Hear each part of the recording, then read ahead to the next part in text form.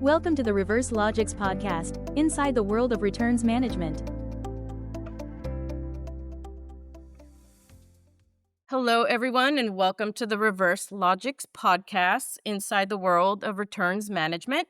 I'm Annette DeChico with ReverseLogix, and I'm your host for today's session, Turn Costly Returns into Profit-Saving Solutions. I'm excited because I have Chuck First here with me today as our special guest.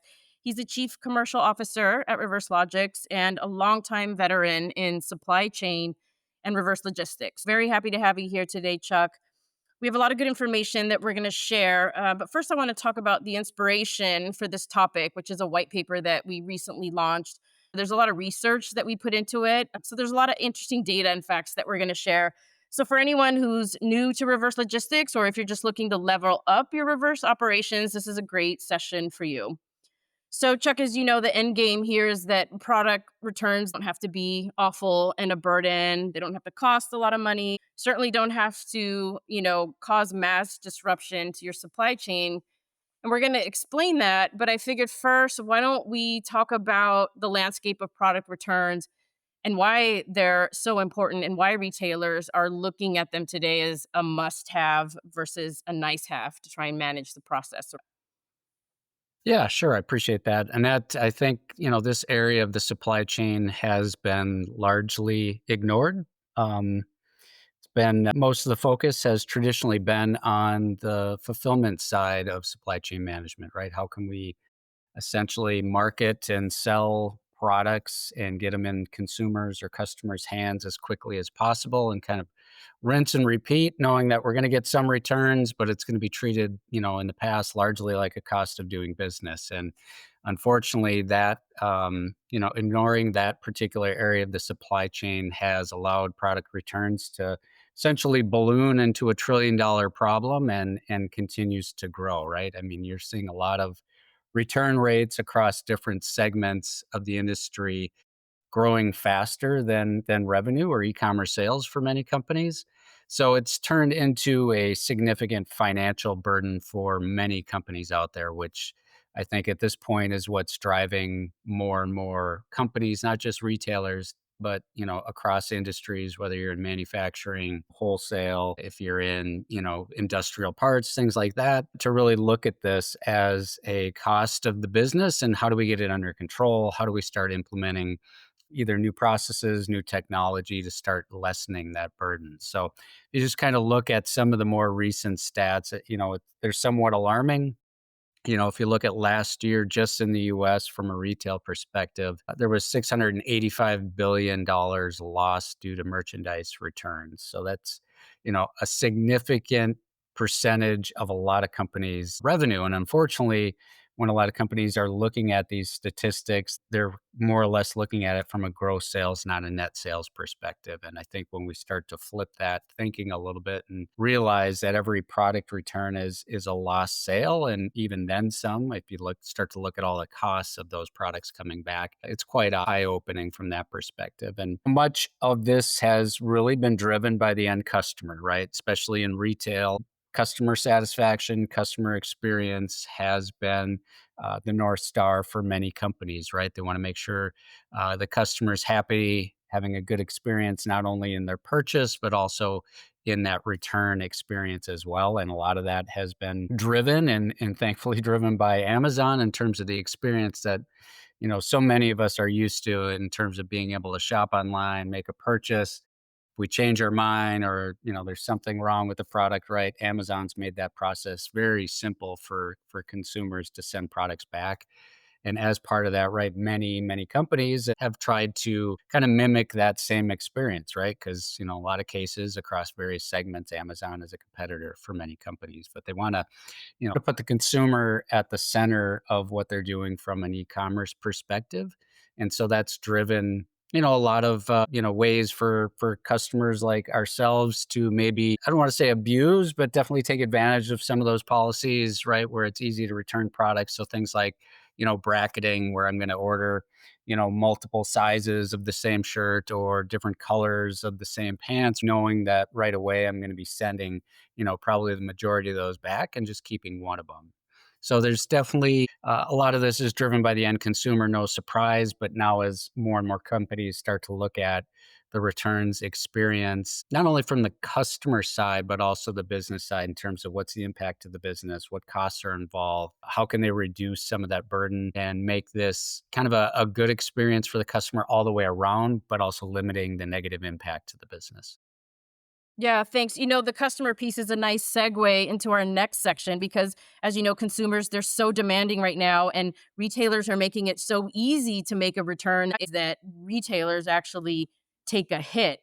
You've been down this road many times with customers. What do you think are the most significant impacts that are happening behind the scenes with these large volumes of returns? Yeah, these are areas that, you know, are largely or have been largely ignored or maybe not understood at the level they should be in terms of the impact to the business. And part of that is if you look at most companies, a lot of these areas I would say are somewhat siloed. So there might be somebody on the e-commerce team that is really in charge or mindful of kind of the customer experience on, hey, let's position, market, sell as much product as we can via our e-commerce site or some other areas, right? If you're doing multi-channel, and then somebody else is responsible for kind of the customer experience side of that, right? What happens when somebody has a question about an order or if they're initiating a return?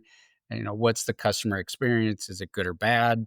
And then there's kind of the what happens when product returns come back, right? That tends to be a distribution or warehouse type of issue and handled by somebody else. And a lot of those roles and departments aren't necessarily working together or don't, there isn't one person per se that owns returns in a lot of companies. So you tend to have some of these issues or problems popping up and being siloed and not really looking across the business to see the impacts, which kind of back to one of my earlier points when I said, most companies, don't really measure this on the net sales. They're looking at gross sales. So as long as the business is growing, e-commerce sales are on the rise, they're less likely to kind of look behind the curtain, see what's happening from a returns perspective. But if you dig into some of those operational areas, if you look at just the initial expense of a return, right? As I mentioned earlier, think of it more as a lost sale. You might have sold three shirts, but two of them are coming back. So really you only sold one shirt in the end, plus you absorbed costs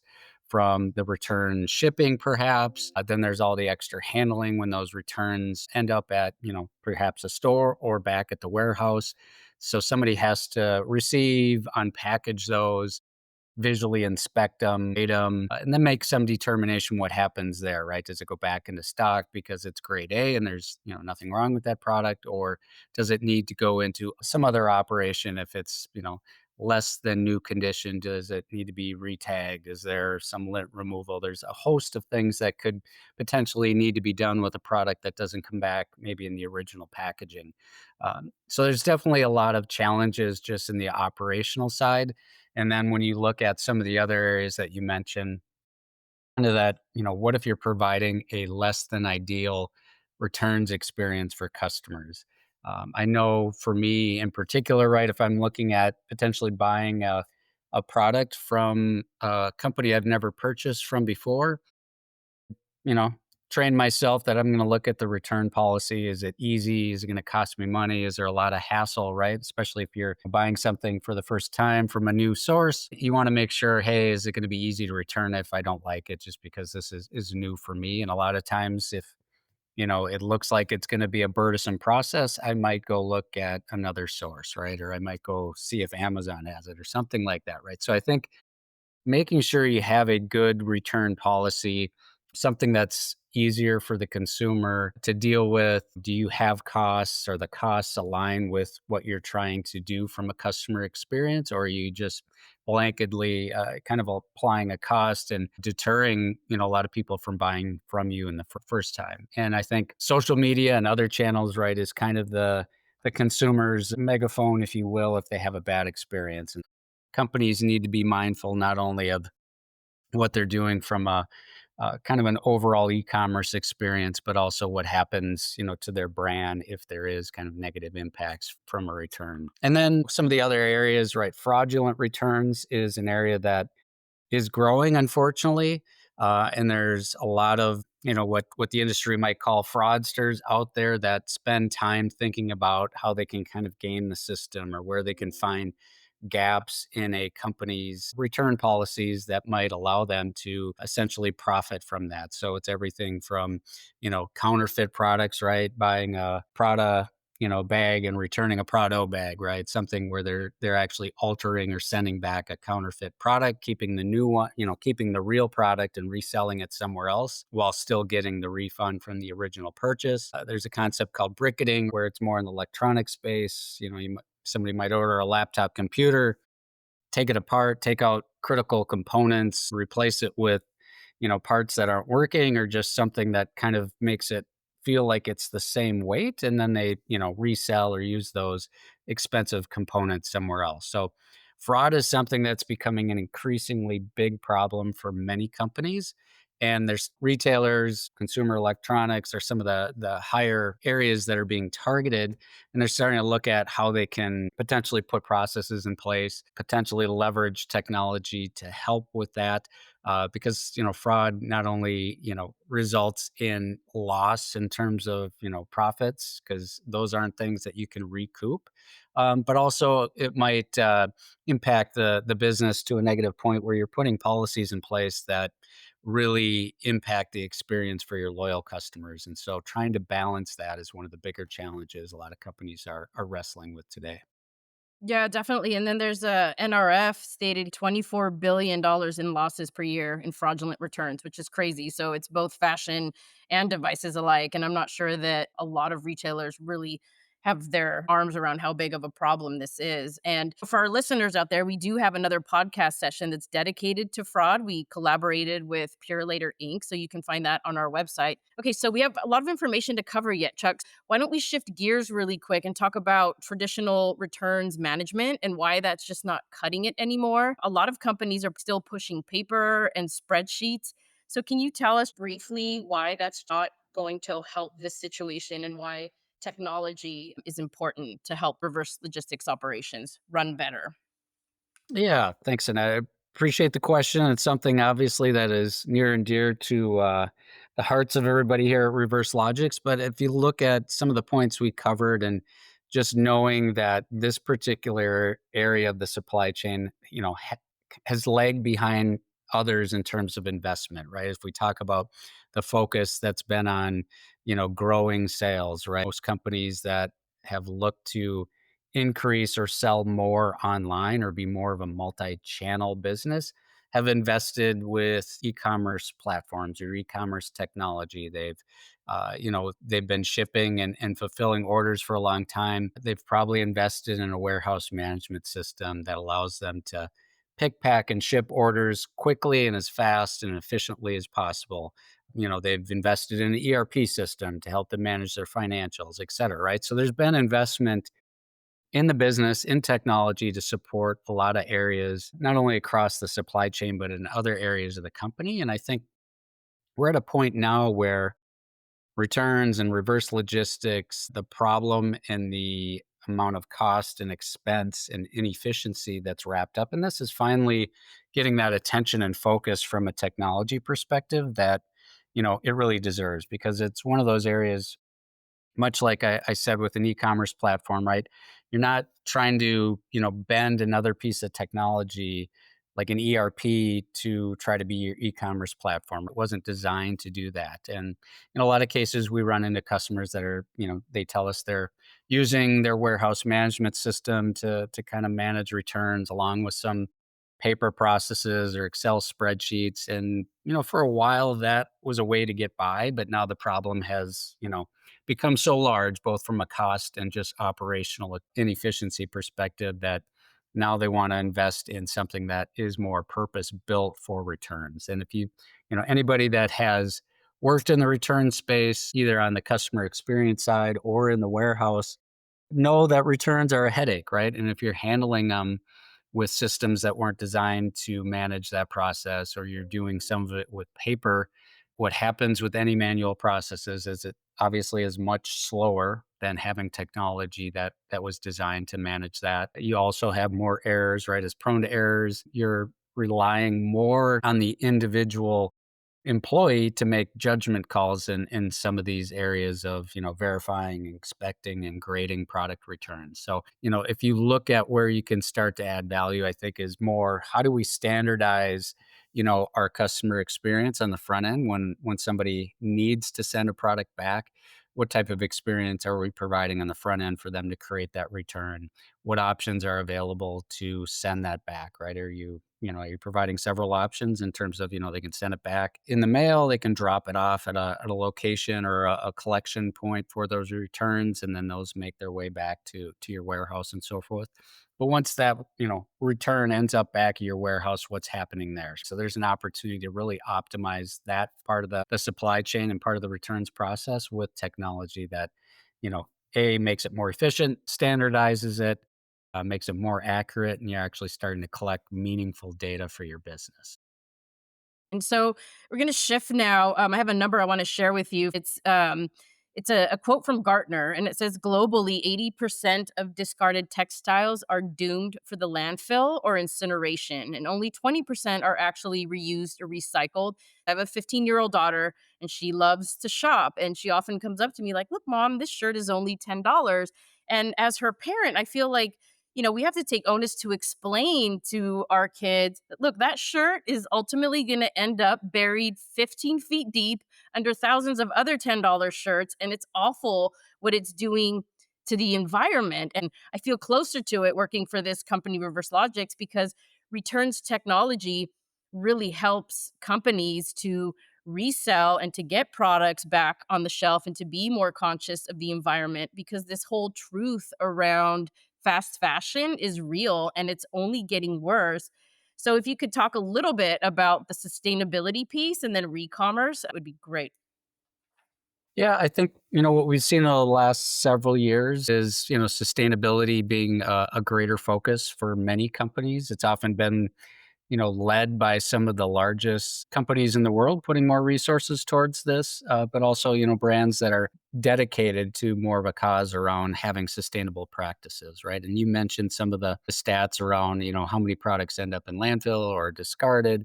And there's plenty of evidence of that out there, right? And the last thing a brand wants to see, right, is some of their products being featured in a video, right, showing a landfill, and there's your logo on a shirt or something like that, right? So, and part of that, as you alluded to, from a consumer perspective, is there's more interest from the end consumer in buying secondhand goods, and whether that's slightly used or refurbished products or things that have gone through a repair and refurbishment product or process, right? And some of that's driven by, hey, I can save money. Let's be honest, sometimes it's just, if I can buy it for less of a price and it's going to, fulfill my needs, that's great.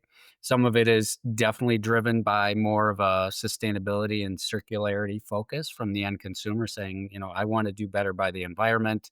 I want to recycle. I want to give goods a second life. And if they can save a little money, that's great. But you're starting to see from the other side of that, retailers, brands starting to invest more in sustainable practices around product returns. One, because they want to enhance their brand reputation, for one thing. One of it is driven largely by corporate sustainability goals. Some of that is they want to control the end to end experience of their product, right? So, they sell it, somebody's using it, wearing it, right? They want to control and make sure that, what happens to that product at its end of life, or maybe giving an opportunity for a second life, that they can control that because they're managing the customer experience end to end. They're managing the brand experience end to end. So they're starting to invest more in that. And then there's a lot of negative, I would say, environmental statistics, the carbon footprint issue that returns create in terms of, it's a product that essentially gets shipped twice, handled twice, put through the mail, probably packaged twice in terms of it's on its way out, fulfilled, ends up in a customer's hands, right? I decide I don't like it. I've got to send it back. And sometimes it's repacked, handled, as I said, twice, put on a truck twice. So there's a lot of negative impacts environmentally from product returns. We're almost done here, but just a couple more things. So, what can retailers do to turn returns into a competitive advantage? We'll talk about returns technology at the end. There's things like return policies. AI is playing a bigger role in returns. What do you think are two or three of the most important things that a retailer can do? I think it's important just to take a harder look at this area, right? You mentioned some things from a technology perspective, which I think can be part of that. I think providing a great customer experience is going to be something that all retailers or brands need to look at because there's enough, I would say, new entrants and new fashion trends and new brands popping up all the time where consumers have so many options. So if you're falling short on just providing a good customer experience on the product return side, then you're going to be at a disadvantage right away. And that, isn't just making it easy for a customer to send a product back on their terms right through your website or at a drop-off location or with a QR code. It's also making sure that those policies are aligned with consumer expectations, and if you're worried too much about the costs operationally of doing that, that means that you have some other things to solve in the business, right? So where are those costs wrapped up and how can you get those under control? And a lot of times it's the back end handling of returns and trying to get them back into stock. AI is definitely an area that more and more companies are investing in from a returns perspective. If you think about just being able to leverage your data and really doing a greater job of mining that data from a machine learning perspective and being able to identify trends quickly and then you can adjust policies accordingly. Or if it's leveraging more an intelligent kind of chatbot experience on your website where you can help customers maybe troubleshoot a product if they're trying to send it back and maybe it's an electronic item and they just didn't know how to operate or run the right type of sequence to power it on or do some other thing with that particular item. Can you help them troubleshoot it via a chatbot that's question and answer, helping them through that process, or even from another returns angle, right? Can you potentially incentivize them to exchange a product versus returning it? So all of that is starting to get layered into kind of that front end of the experience to help consumers through that process, but also look at ways you can prevent or reduce the amount of returns that are happening. Thanks. Yeah, it definitely feels like it can be overwhelming with so many different pieces to the puzzles. For retailers, there's a lot of different moving parts that need to be juggled. There's financial, logistical. We talked about customer demands and we talked about social responsibility. So there is technology that can be a one stop shop for all of this. Can you speak to returns management technology a little bit that ties all of this together? Of course, we love to talk about what ReverseLogix is doing in this space, at the forefront of really developing and putting forth the industry's first, returns management system, which really means a full purpose-built platform for managing returns. And that was by design, because if you look at the returns experience, as we've been hitting on in multiple areas, there's various aspects of it, right? There's, a customer experience, there's an operational challenge in terms of handling and processing returns. There's fraud detection or fraud measures that you might be wanting to look at. And you really can't address returns in one particular area, right? If you're only providing a good, easy customer experience to initiate a return back for you to process, but you haven't addressed any other areas of that process, right? You're going to be lacking insights. You're still going to be absorbing a lot of operational costs. You're not going to be able to improve or reduce the amount of returns you're getting. So you need to look at it holistically from the start to the end. And that's really where ReverseLogix has put forth a technology solution that is aimed at addressing all of that. But it's making sure that you're collecting the data correctly on the front end of a return so you know why things are coming back. So you're going to want to look at all of the data that, your customers are giving you as to why they're sending things back, and maybe you need to adjust certain policies. Maybe you need to represent products differently on your website because you have a potential sizing issue or the description wasn't accurate or mismatched what the consumer thought they were getting. The operational side of it, right? Invest in technology for your warehouse so when those returns come back, you have an automated and efficient way to process those, really leveraging technology design to manage product returns, right? It's, verifying that it's the correct product that's, the customer said what they were sending back. It's the right size, color. Are there any holes? Does it need to be retagged? Kind of optimize that process so you can make faster decisions, good inventory back into stock to be resold again, and also have an opportunity to refurbish less than new inventory, potentially for re-commerce or resale to give it a second life. And then there's also things from a, electronics perspective. If you're a company out there dealing with that, right? You have an opportunity to repair and refurbish product, either to get it back to the end consumer if it's kind of a warranted product, or potentially resell that again to another customer down the line. So there's definitely areas that can be addressed with technology, and I would encourage more and more companies to look at this holistically. Awesome. A lot of great information shared today, Chuck, and we appreciate your expertise. I feel like it's just the tip of the iceberg. We could probably go on for another couple hours talking about all this stuff. I will leave everybody with another statistic is that product returns are projected to worsen 10 to 15% in volume for retailers over the coming year. So this is not going to slow down anytime soon. It's growing, but there is hope, and I think that's what we should take away from this session. So, if you'd like to learn more about returns management or to download the white paper, Turn Costly Returns into Profit Saving Solutions, you can visit us at reverselogix.com. Thanks, everyone, for joining us and have a great day. Thanks, Chuck. Thank you. My pleasure.